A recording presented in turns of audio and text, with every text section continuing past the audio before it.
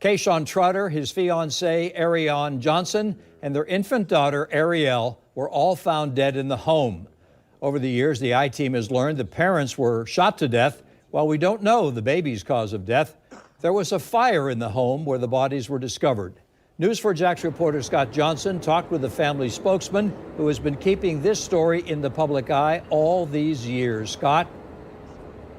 Tom, I was out at the murder scene those many years ago. I've been kept in touch with his family year after year after year.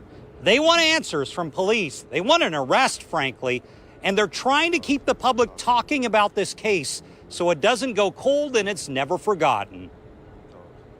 Mario Peterson is exhausted, still emotionally devastated by the events of more than 5 years ago, and now he's telling me his health is starting to fail. I want to be able to live to see it. I want to be able to have my day to walk into court and say, hey, these people killed my granddaughter and my great-granddaughter. This is a concern because Peterson has been the family's public face as they push for justice in the tragic killing of a family shortly before Christmas 2017, when Kayshawn Trotter, his fiancée Ariane Johnson, and their infant daughter Ariel were found dead and burned in this Arlington home. We've talked a lot over the years. Still nothing.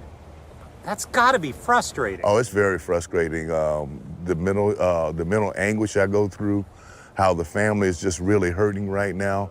For years now, this family has lived with almost no answers from police. Peterson is Ariane Johnson's grandfather. He's been the most outspoken and says despite the many years, they still have few answers as to who's responsible. This is an entire family that was killed. Yes, and that's the sad part about it. Days before Christmas. I mean, and there's speculations on a lot of things of how this particular crime happened, but with my military experience and what I've seen, going to the crime scene, seeing that the glass was broken outwards, like someone was trying to escape, and then the bodies, dragged back inside the house and leaving the baby there.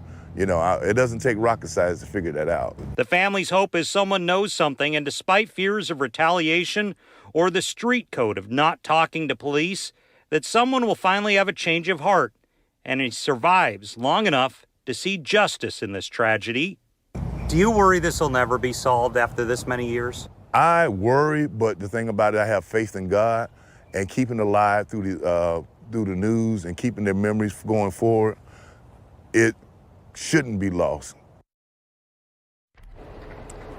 And I've reached out today to JSO for an update on this case. We have not heard a response yet. If we do, we'll bring it to you. And if you know anything, you can remain anonymous by calling Crime Stoppers. We're live at police headquarters. Scott Johnson, Channel 4, the local station.